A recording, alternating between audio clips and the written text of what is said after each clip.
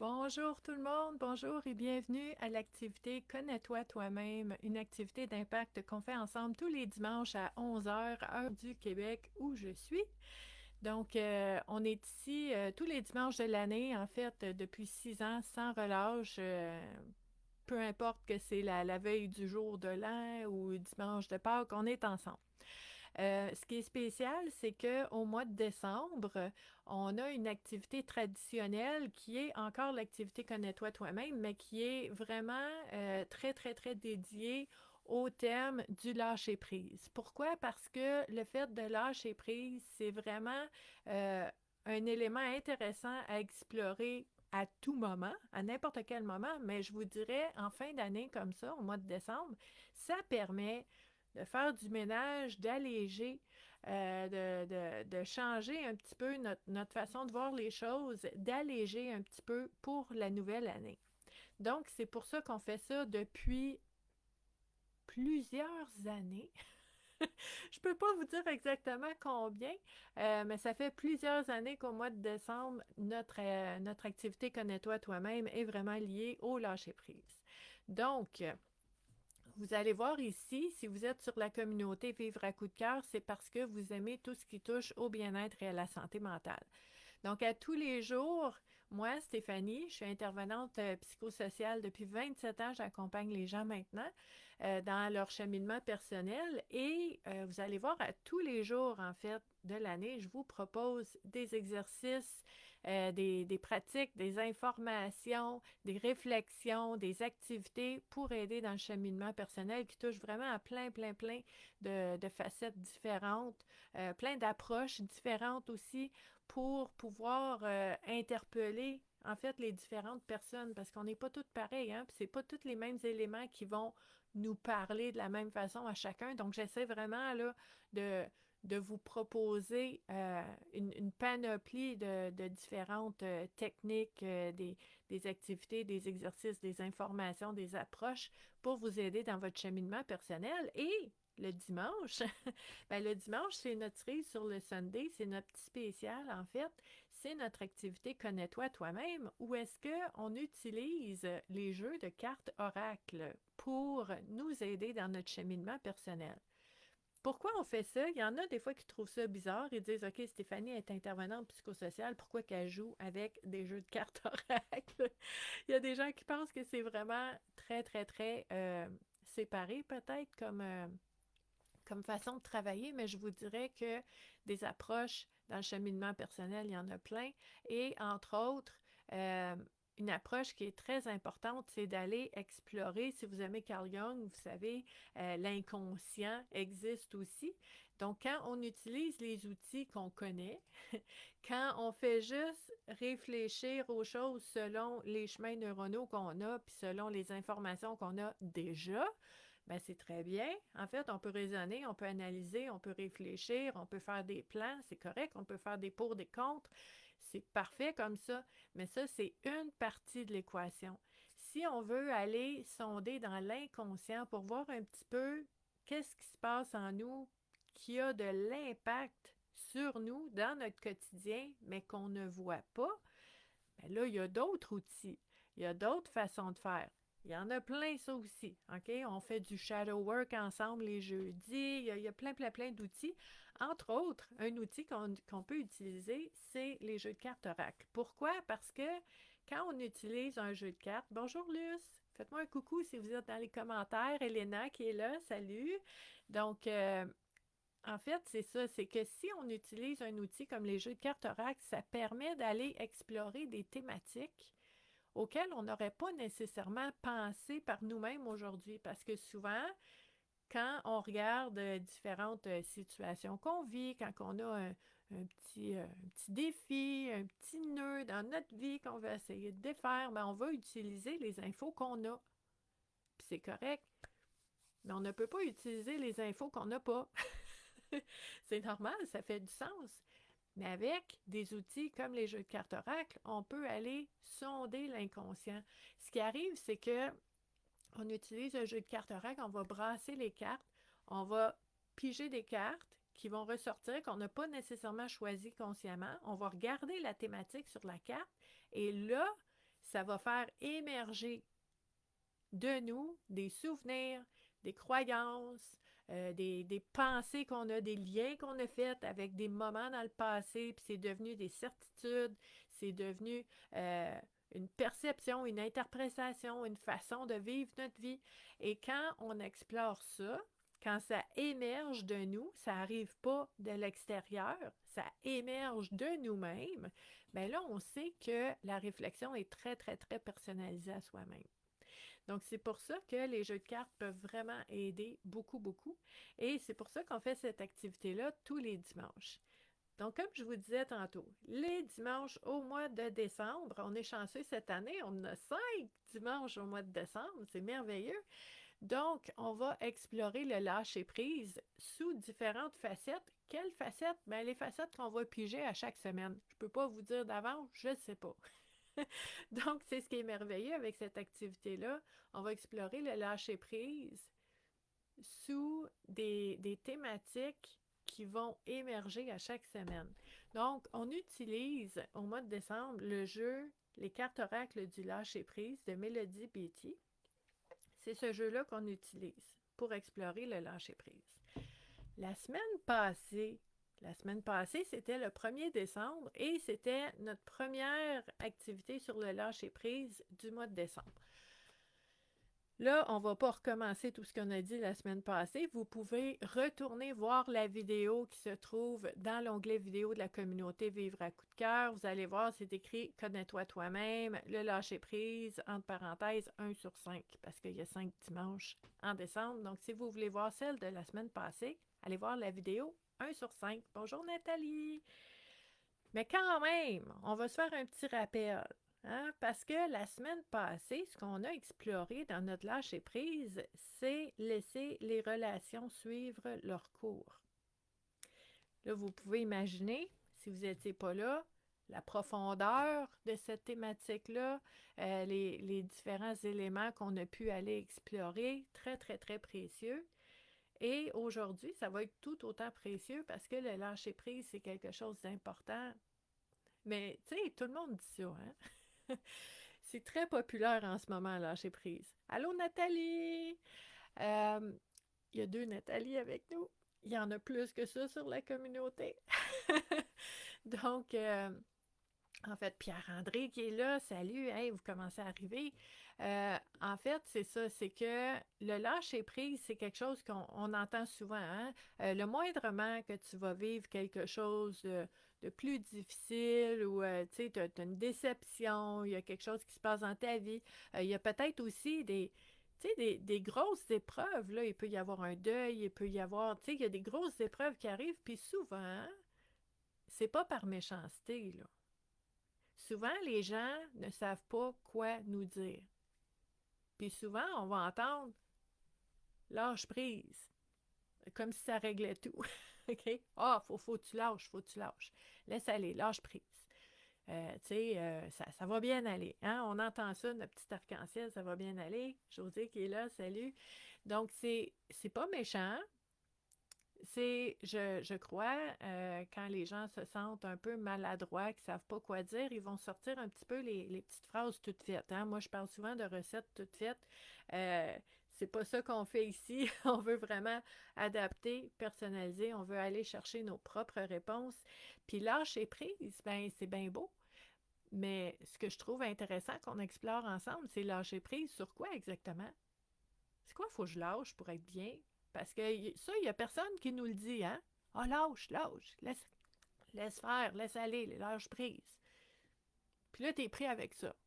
C'est quoi il faut que je lâche? Pas clair des fois, hein? Donc, dans cette activité-là du lâcher prise, on sort différentes thématiques pour regarder sur quoi on peut lâcher prise. Qu'est-ce qui peut nous aider à créer de l'espace, à créer de la légèreté, pour nous aider un petit peu à se libérer, pour être plus léger quand on va commencer la nouvelle année. Mais vous savez, hein, je vous l'ai dit tantôt, cet exercice-là, c'est bon tout le temps. C'est juste que là, on le fait en décembre. C'est une tradition. C'est une tradition, puis ici, on aime ça, les traditions. Donc, comme je vous disais tantôt, on utilise le jeu de cartes du lâcher-prise de Mélodie Beatty. La semaine passée, on a exploré laisser les relations suivre leur cours. Et cette semaine, on va brasser les cartes, puis je vais vous dire ça quand elle va sortir. Donc, José qui nous dit, je crois que c'est important qu'on lâche prise sur nos attentes. Ça, c'est quelque chose, oui. Les attentes, c'est quelque chose qui peuvent peser sur nous, qui peuvent faire un filtre dans nos perceptions, qui peuvent nous faire voir que ça fonctionne pas, c'est négatif, j'ai pas eu ce que je voulais parce qu'il y avait une attente qui est là, mais on voit pas nécessairement comment ce qui est arrivé, qui n'était pas nécessairement ce que je voulais, ça peut amener à ce que je veux quand même. Je dis souvent qu'il y a plusieurs chemins qui mènent à Rome, plusieurs chemins qui mènent au cheminement personnel, plusieurs chemins qui mènent à qu'est-ce qu'on a besoin dans notre vie. Donc, si on a une attente, on met le focus sur un chemin. Donc, José, très intéressant ce que tu dis, de lâcher prise sur nos attentes. OK. Donc, aujourd'hui, ce qu'on va explorer dans le lâcher prise, j'ai fait un petit parce que le lâcher prise, c'est jamais simple. Hein? On va l'explorer ensemble. La carte qui est sortie aujourd'hui, ça va interpeller certaines personnes, peut-être beaucoup de personnes. Donc, le lâcher prise, on explore me défaire de ma colère envers ma famille. OK. Là, je sais, je ressens beaucoup les choses, puis je sais que cette thématique-là est tombée sur certaines personnes comme comme une espèce de catastrophe. C'est gros, c'est important, c'est précieux. OK? On va explorer ça ensemble. Vous n'êtes pas toute seule, on explore ça ensemble. Me défaire de ma colère envers ma famille. Premièrement, est-ce que ça veut dire que si je me défais de ma colère envers ma famille, est-ce que ça veut dire que ce qui est arrivé, c'est correct, c'est pas grave, je mets ça de côté, j'y pense plus, puis que, tu sais, on se fait des gros câlins, puis tout le monde est beau puis gentil. C'est pas ça que ça veut dire, là. C'est pas ça qui est écrit sur la carte, là. Il est écrit sur la carte me défaire de ma colère envers ma famille. Ça me regarde moi.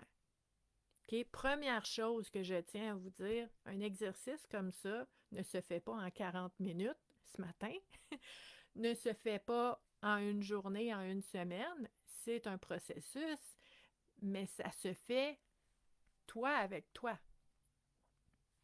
Ça n'a rien à voir avec l'autre. Puis pourquoi je vous dis ça? Parce que souvent, quand je parle de ça avec les personnes que j'accompagne en individuel, il y a de la grosse résistance. Là. Il y a des grosses barrières parce que je veux pas y parler. Je veux pas m'asseoir avec, je veux pas voir son regard, je veux pas être avec, je veux pas être à côté. T'as pas besoin me défaire de ma colère envers ma famille. C'est toi avec toi cet exercice-là. Il n'y a personne qui est obligé d'être au courant que tu fais cet exercice-là. Il n'y a personne qui est obligé d'être au courant si c'est...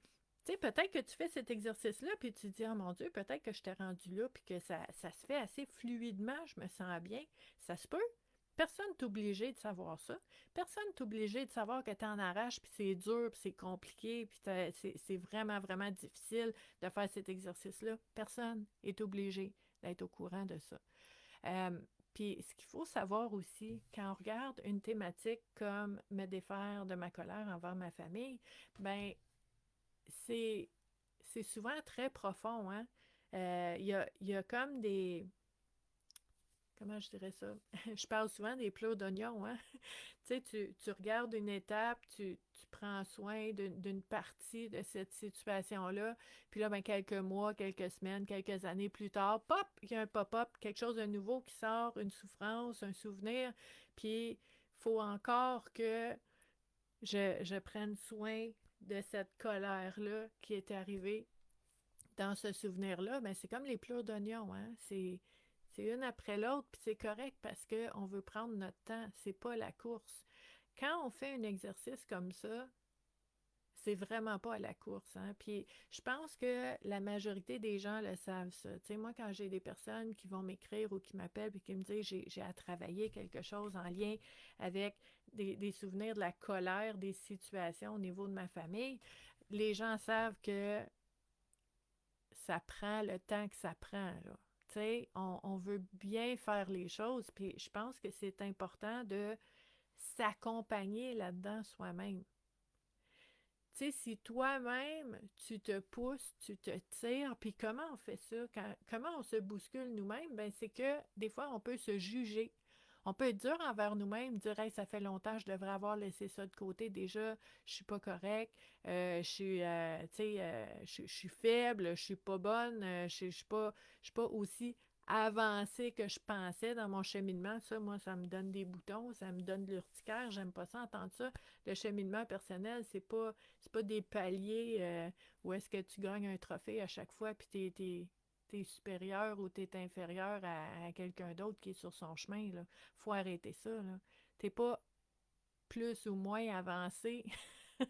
Ou, tu sais, t'es juste sur ton chemin. On va regarder notre propre chemin, on va regarder notre propre vécu à nous-mêmes, puis c'est déjà beaucoup, c'est déjà assez. Et avec les situations qu'on vit, dans les relations qu'on vit et dans les situations qu'on vit, ben il y a déjà assez qui arrive puis qui se passe qu'on qu'on doit cheminer à travers puis essayer de grandir et de voir des choses à travers ça. Est-ce que c'est possible qu'on se mette pas en plus de la pression nous-mêmes puis se taper sa tête puis être dur envers nous-mêmes? Hein? Puis là, je vois Nathalie qui dit les pleurs d'oignon, hein, quand on commence à explorer ça, mais ça fait pleurer. Puis ça se peut. Puis ça, là, Nathalie, super important ce que tu dis là, parce que souvent quand on parle de colère, OK, je vous dirais, traditionnellement, je vois beaucoup de femmes. Il y a des hommes aussi qui vivent ça, mais traditionnellement par le passé, il y a beaucoup, beaucoup de femmes qui n'ont pas appris à vivre, à ressentir, à exprimer la colère. Donc, pour beaucoup de femmes, quand elles sont en colère, ça coule. Elles vont pleurer. OK?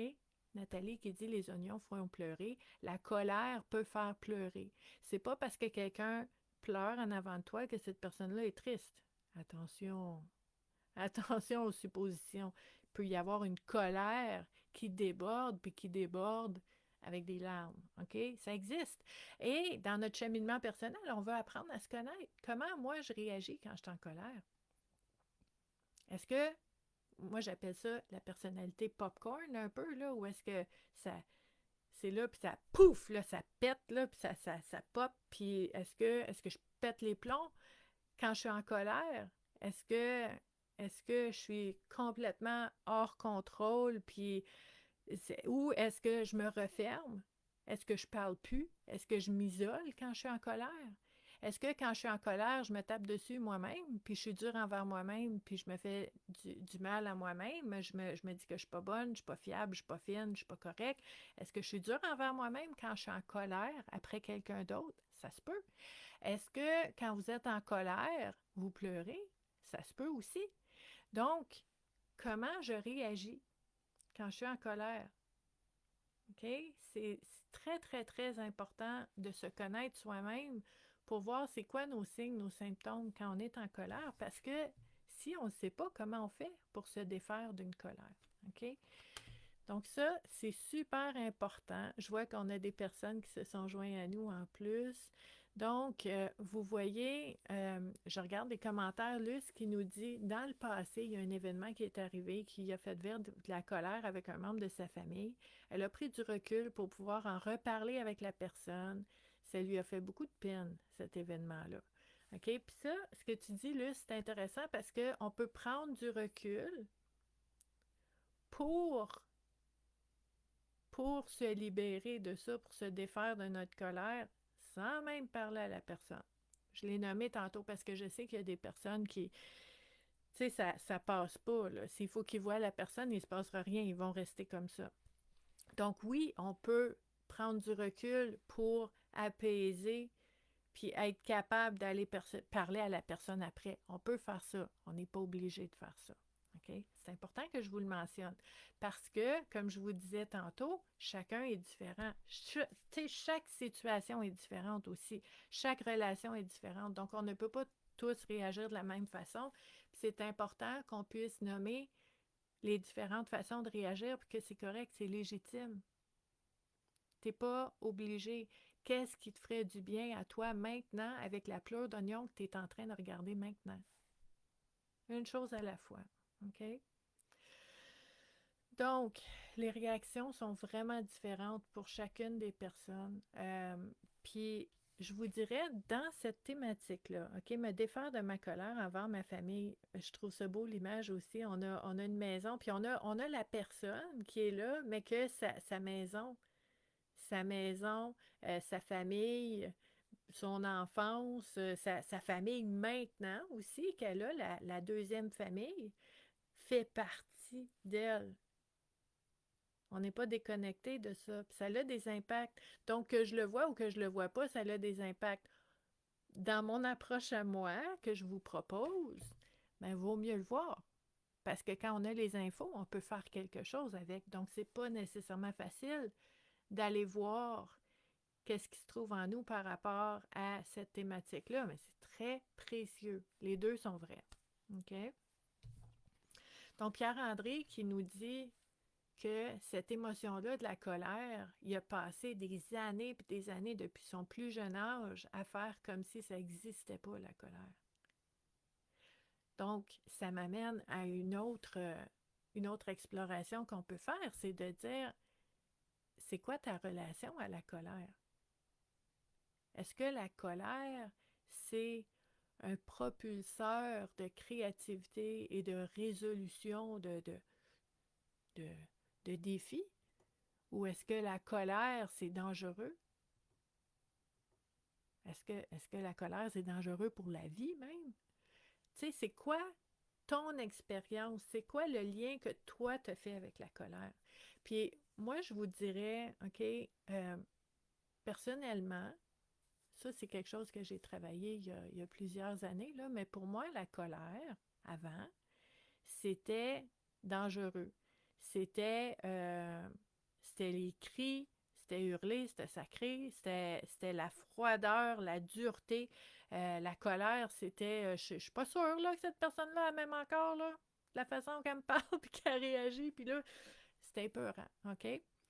Et il y a cette notion d'aller explorer ce lien-là qu'on a fait. Puis pour vous, c'est peut-être d'autres choses, mais de dire ça vient d'où? Moi, j'aime bien ça, quand je travaille avec les gens, qu'on puisse aller explorer en pleurs d'oignon, une étape à la fois, la source, la racine de cette croyance-là. Puis là, le jour où est-ce que tu comprends que tu peux être en colère, tu peux être en colère à cause d'une situation ou envers quelqu'un et l'aimer quand même. Oh, hey, là, pouf, ça vient d'ouvrir les horizons. OK? Donc, c'est pour ça que c'est important de voir elle est où la racine et d'aller confronter un petit peu nos convictions pour dire, OK, j'ai toujours cru ça. Est-ce que c'est vrai? Est-ce que c'est vrai dans tous les cas, tout le temps?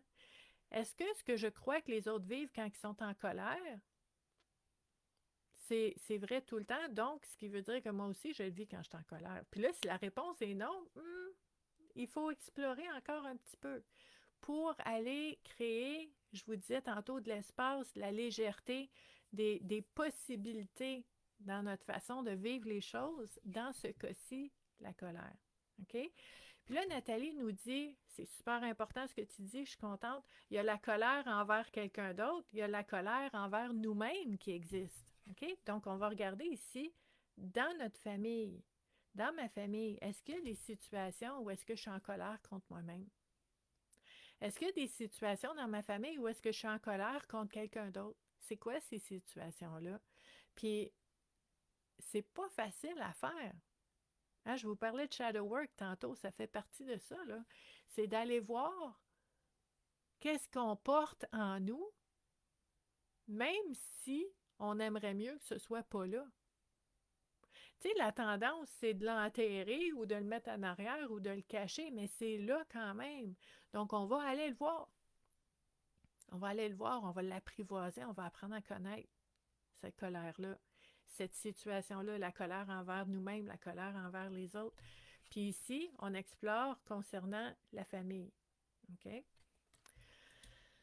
Donc, Bianca qui dit personnellement, si elle garde la colère à l'intérieur, ça devient très destructeur. Destructeur, Bianca, envers toi-même, dans tes émotions, destructeur peut-être aussi dans tes relations. Des fois, on dit des choses qui dépassent un peu la pensée, mais ça peut être aussi destructeur envers soi-même quand on le garde en dedans, hein, parce que ça gruge, puis ça moisit, puis ça pue, puis c'est pas bon, puis on n'est pas bien quand on garde ça en dedans, là.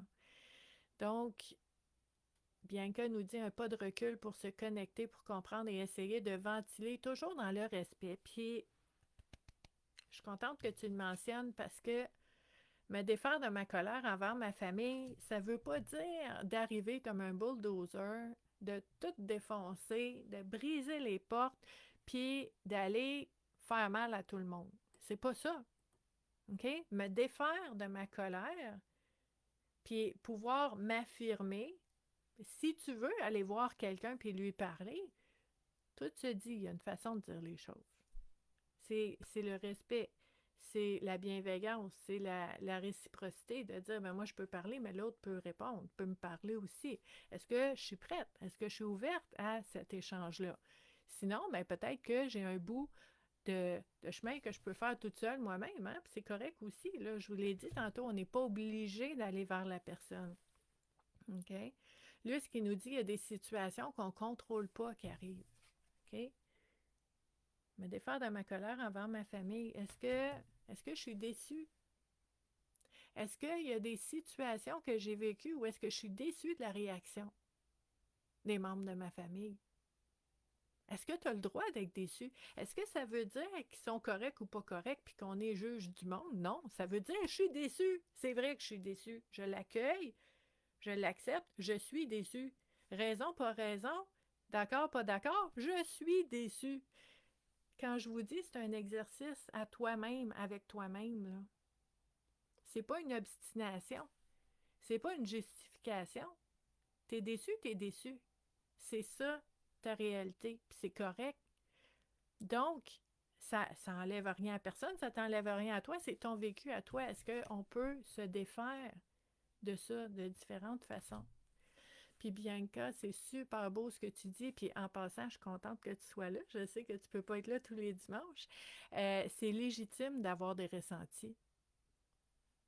Même si les autres ne comprennent pas, même si, hey, encore mieux que ça, même si tu n'es pas capable d'expliquer pourquoi tu te sens de la façon que tu te sens, tu as le droit de te sentir de la façon que tu te sens. C'est quelque chose, hein, quand même? Est-ce qu'on se donne la permission? Est-ce qu'on se donne le droit de vivre ce qu'on vit? OK? Puis ça, je vous l'ai dit 1000 fois, là. Me défendre ma colère de ma famille, c'est ton exercice, c'est ton chemin à toi pour te défaire de ça. Puis là, ben, on pourrait explorer différentes façons de se défaire de la colère envers ma famille. Puis ces différentes façons-là vont être adaptées à qu'est-ce qui est arrivé, la situation. Ça va être adapté aussi avec la personne avec qui c'est arrivé, la situation. Puis ça va être adapté aussi à toi, à comment tu te sens, à, tu sais, puis on parle souvent de ça ici, hein, sur la communauté Vivre à coup de cœur, les perceptions, ton interprétation des choses qui viennent de tes valeurs, de tes blessures, de ce qui est important pour toi. Ça va tout teinter notre façon de voir les choses. Puis là, ben, il y a une colère qui est là par rapport à quelque chose qui est arrivé dans la famille. Comme je vous disais tantôt, ça va être adapté. La façon de faire va être adaptée à ce qui est arrivé. Dans certaines situations, un jour, il sera peut-être le temps d'aller s'asseoir, prendre un café puis parler avec cette personne-là. Peut-être que ce jour-là n'arrivera jamais. Saviez-vous qu'il y a des situations qu'on peut avoir vécues avec notre famille où est-ce que la personne n'est plus là, est déménagée, est loin, loin, elle souffre de maladie d'Alzheimer, je ne peux plus y parler, la personne est décédée. Ces personnes-là aussi peuvent se libérer de la colère envers leur famille. Quand je vous dis qu'on n'est pas obligé de voir la personne, de lui parler, OK? Super important. Puis tu sais, ça peut être des situations vraiment pas faciles où est-ce que ça te tente pas. La personne est encore là, mais ça te tente vraiment pas d'être dans une pièce toute seule avec elle. Ben, t'es pas obligé. T'es pas obligé, OK? Puis se défaire de la colère par rapport à des situations qui sont arrivées dans la famille, des déceptions, des attentes qui n'ont pas été reconnues, des comportements qui nous ont blessés, des paroles qui nous ont blessés aussi, des situations qu'on ne penserait jamais vivre, puis qui sont arrivées, puis qu'on ne comprend pas, puis on n'a pas de réponse. Comment on fait? Comment on fait pour se défaire de cette colère-là envers la famille? Ben, je vous dirais que un des chemins, c'est de revoir qu'est-ce que ça veut dire tout ça dans notre vie. C'est quoi la signification qu'on donne? C'est quoi l'importance qu'on donne à ce qui est arrivé? C'est quoi notre perception de ce que ça veut dire que ça s'est arrivé? C'est quoi notre interprétation de la colère qui est là? Par exemple, quelqu'un pourrait dire, il me reste juste ça, la colère. Je ne peux pas m'en débarrasser parce qu'après ça, j'ai plus rien contre cette personne-là. On va loin, là, c'est profond, là. On parle de colère. Le fait de l'explorer puis de voir vraiment qu'est-ce qui se passe en nous, ça va nous permettre de découvrir le chemin qui va nous amener vers. Okay, là, tu as une colère là, qui est prise, là, puis ça t'étouffe dessus, puis ça moisit, puis c'est pas bon, puis ça gruge.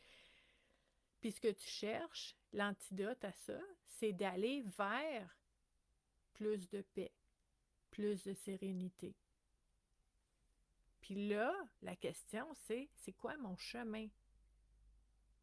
Puis là, on pourrait regarder, c'est quoi le chemin pour me défaire de la colère envers ma famille? On peut regarder ça. On peut regarder aussi, c'est quoi le chemin pour me rendre à plus de sérénité et plus de paix concernant ce qui est arrivé dans ma famille? Dans cette deuxième question-là, il y a de l'acceptation que c'est arrivé. C'est arrivé pour vrai. Ça a eu des impacts. Et comment je fais pour aller vers plus de paix, plus de sérénité avec cette réalité-là qui est arrivée. Je ne peux pas la mettre de côté, je ne peux pas la cacher, je ne peux pas l'enterrer. C'est arrivé, ça existe. Comment je fais pour aller vers plus de liberté? Puis je vous donne un exemple, OK? J'ai plusieurs personnes, plusieurs à qui je parle depuis quelques années qui me disent, par exemple, ils n'ont plus de contact avec leurs enfants. Ils n'ont plus de contact avec leurs parents. Il y en a qui c'est avec leurs parents, ils n'ont plus de contact. Comment je fais? Comment je fais pour aller vers plus de sérénité quand la réalité est que je ne parle plus à mes parents, je ne parle plus à mes enfants?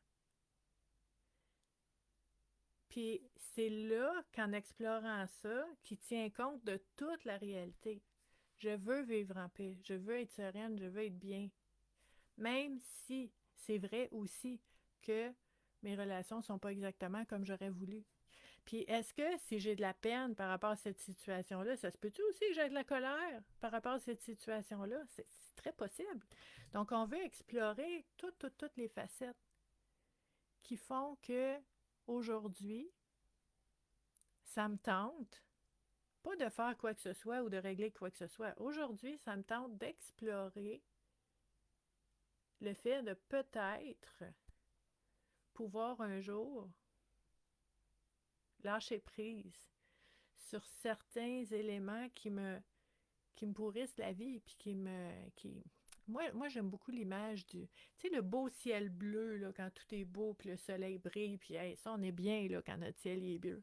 Mais des fois, il y a des situations, des choses qui sont arrivées qui font un petit nuage dans notre ciel bleu. Comment je fais pour vivre une belle vie et d'être bien malgré les petits nuages qui sont là? Je ne ferai pas semblant qu'ils ne sont pas là, puis moi je ne le regarde pas, je regarde juste ce qui est beau. Non, c'est la réalité qui est là. Mais moi, je peux choisir comment je fais pour être bien, même si tout ça OK?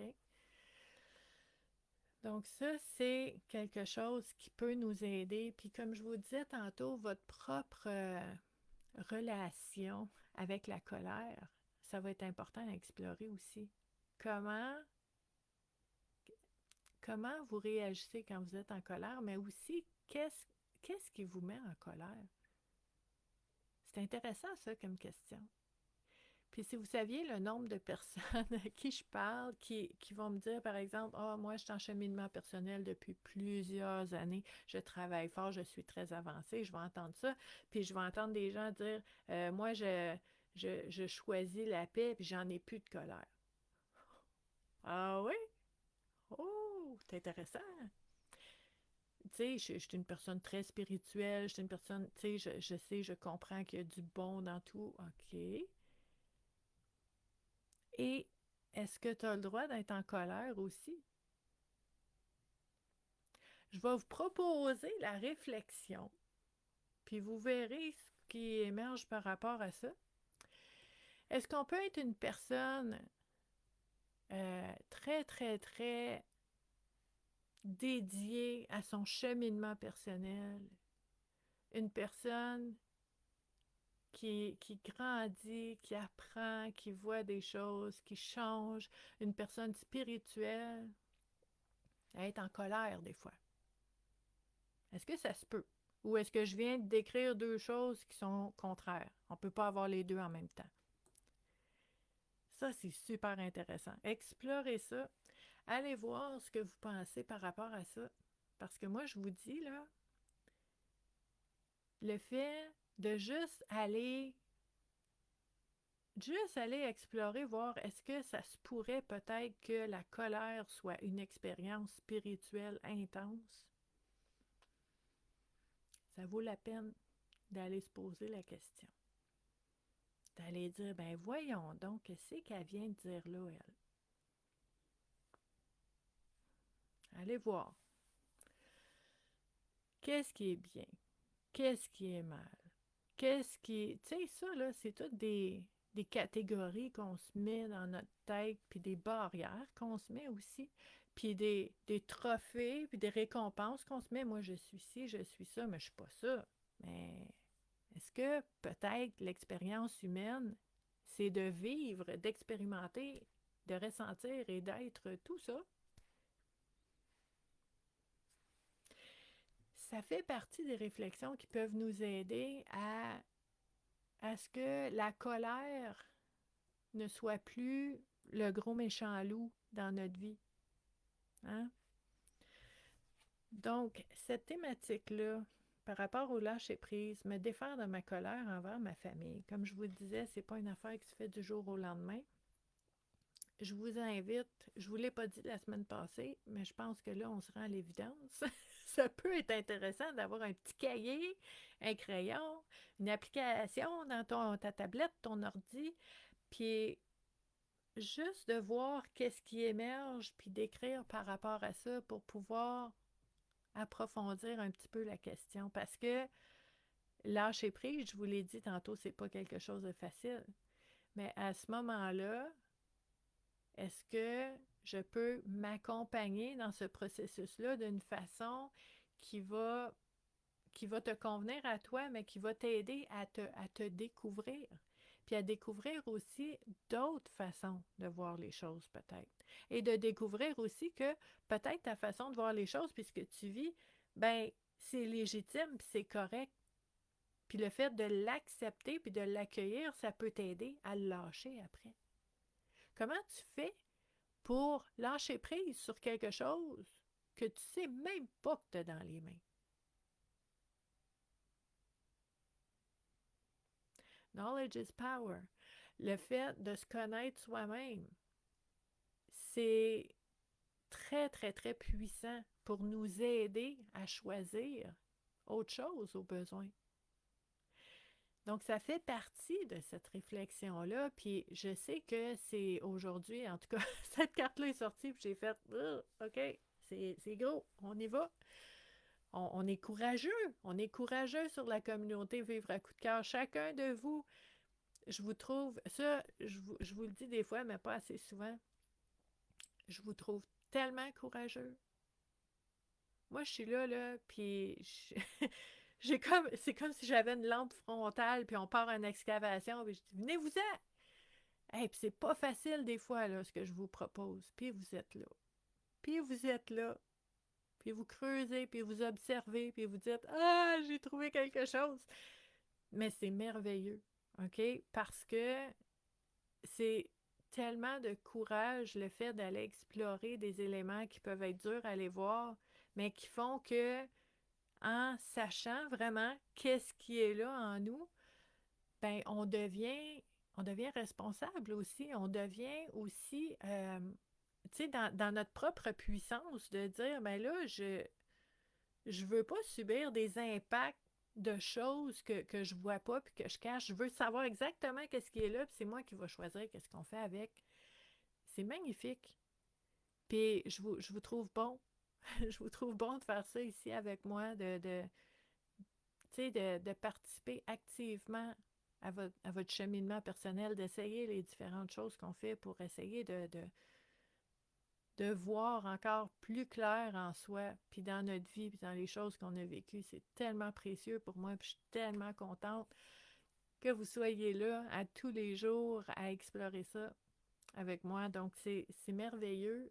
C'est quelque chose qui me tient à cœur. Hein? Vous savez, c'est pour ça que j'ai créé Vivre à coup de cœur il y a un peu plus de 6 ans de ça. C'est vraiment pour faire ça. Donc, on le fait ensemble. On le fait ensemble à tous les jours de l'année. On le fait ensemble tous les dimanches. Puis des fois, quand on touche à quelque chose d'un peu plus croustillant, je vais le dire comme ça, quelque chose qui fait comme oh, j'ai vu quelque chose, puis je sais pas quoi faire avec, mais vous savez que je suis là.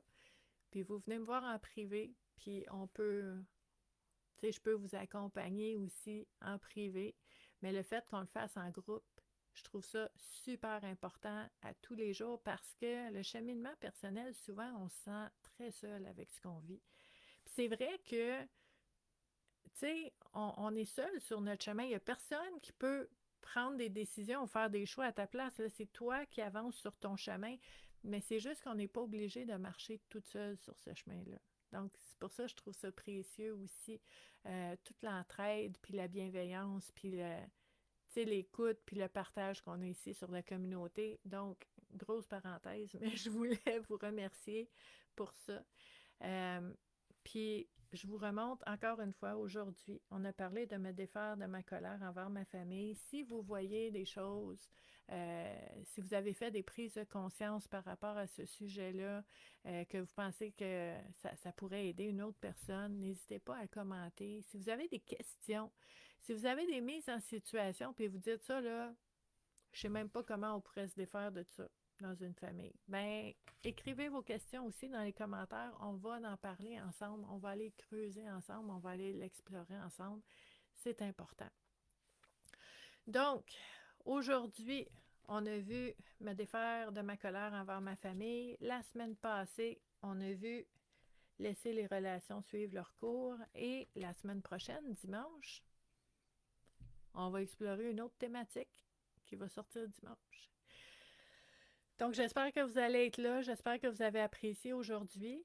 Vous pouvez partager la vidéo sur vos réseaux sociaux. J'apprécierais beaucoup si vous pouvez m'aider à faire ça parce que je pense que c'est précieux cette activité-là pour les gens, puis ça gagne à être connu. Donc, je trouverais ça triste que quelqu'un qui pourrait avoir besoin de cette activité-là ne sache pas que ça existe à toutes les semaines. Donc, si vous pouvez m'aider à le partager, j'apprécierais beaucoup, beaucoup. Je vous souhaite une très belle journée en ce dimanche et je vous dis, ben en tout cas, on va se voir tous les jours cette semaine quand même, là, mais on va se voir en direct comme ça dimanche prochain pour la troisième rencontre sur le lâcher-prise. Donc, merci d'avoir été là, puis je vous dis à la prochaine. Bye!